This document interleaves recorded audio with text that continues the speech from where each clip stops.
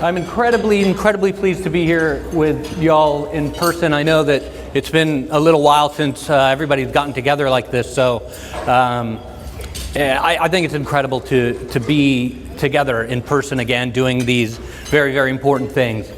The reason I'm here today is simple. There is a very fundamental problem that is occurring in most industries today. Your industry is not immune to this. What is going on is there is a complete lack of creativity and innovation in the day-to-day of the business. And what ends up happening is we lose incredible opportunities to leverage success, to move forward, to innovate, and to collaborate together in ways that we've never imagined before. Now, I know you might be saying, hey Nir, that's fantastic, but we're on strict budgets. This is a municipal thing. You know, we can't go crazy with the numbers or anything like that. But the creativity and the innovation that I will share with you guys today has nothing to do with budgets or limitations or anything like that. These are creative principles and innovative principles that you can use today. Tomorrow, when you get back from this conference, you can use those things right away. So today we will cover a couple of really fun things. We're going to get into myth busting, which is I've been doing this a long time, and I got a pretty good list of kind of the myth that people have when it comes to creativity. I'll share with you that in a little bit. And then we're going to get into some rock solid principles that you can use to enhance creativity and enhance innovation.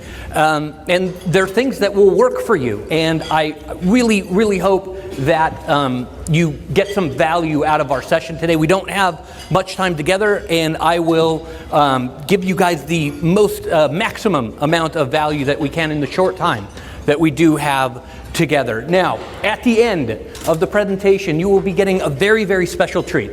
Okay? That very special treat, as my 5-year-old calls anything that's like fun, special treat, Dad. The special treat is going to be my cell phone number. Okay? I put it up after every conference, after every time I do a talk. I get a lot of text messages and some calls. Some are weird, and that's that. But a lot of them are really great. The reason I do that is because I want to continue the conversation. I don't want it to just be, hey, let's have a nice time together and review some of these principles. I want this thing to last long. So I will give you my cell phone number, my real cell phone number. Feel free to call, text, ask questions. I am really here for you guys. I am here to propel innovation and creativity. I have dedicated my life to helping businesses and helping corporations, municipal governments innovate and create new forms of wealth, new forms of products, new forms of services, and new forms of things that will improve the lives of people that live in this great state. All right, so we're going to get to some myth busting. We're going to talk about why creativity is so important, and then we're going to cover some critical tools that y'all can use immediately, maybe even today, as you start to become more innovative and more creative. All right, so myth busting, here we go. The first one that I get literally every single time I talk about innovation or creativity, people say, Nir, this is great, but I'm not an artist, I'm not a painter, I don't dance, I don't do sculpture, I'm not that guy, right? Or gal, I don't do that kind of stuff. I'm, a internal auditor.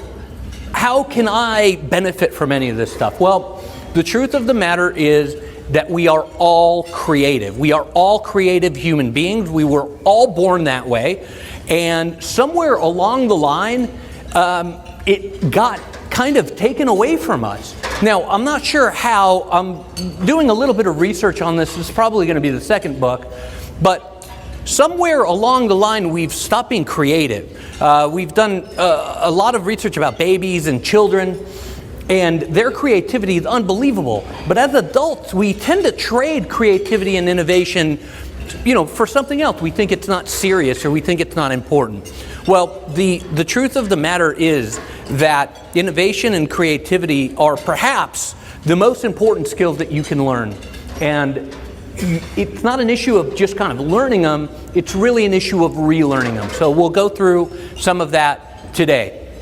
The second thing that I get all the time when I do these talks to groups just like yours is, Nir, I am going to retire in 5 years, okay? I do not need any of this stuff right now. I don't need change. I don't need any weirdness. I don't need my boss, like going, hey, we got a reorg or whatever it is, the latest fashion of the day. Just let me sail through the next couple of years and get to pension. The fact of the matter is, and I'm so sorry if that is the path that you are on, because that no longer exists. There is nowhere in the world that you could just hide out for 2 or 3 years and think that everything's going to be good. It's just not possible anymore.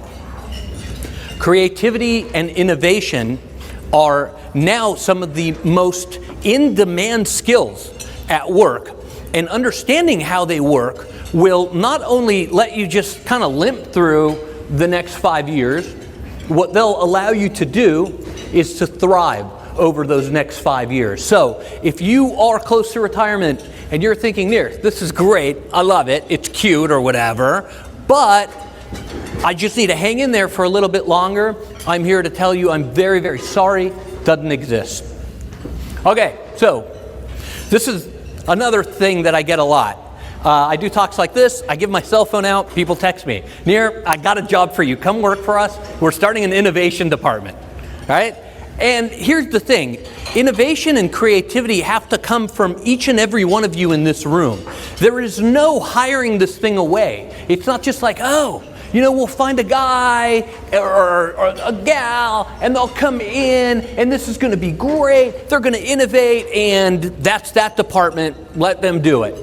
There is no such thing. Innovation and creativity have to emerge from each and every one of you guys as it starts to permeate through the organization, and it's like a wildfire. I'll show you guys a little later some tricks and tips and techniques that you guys can use right away, and I guarantee you, I promise you, that's why I give you guys my cell phone number.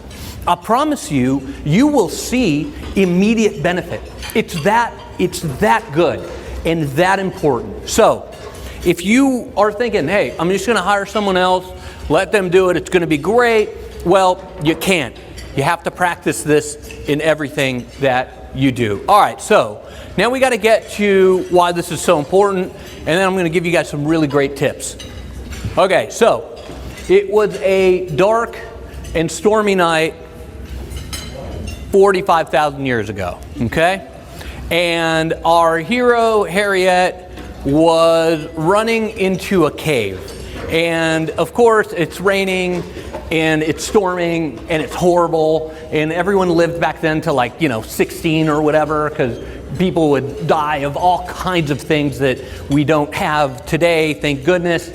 And so Harriet's running into her cave, and of course, it's a dark and stormy night. Of course, there's a beast attacking her that's far larger and far stronger than she is. And the teeth are like this big, right? The thing is attacking.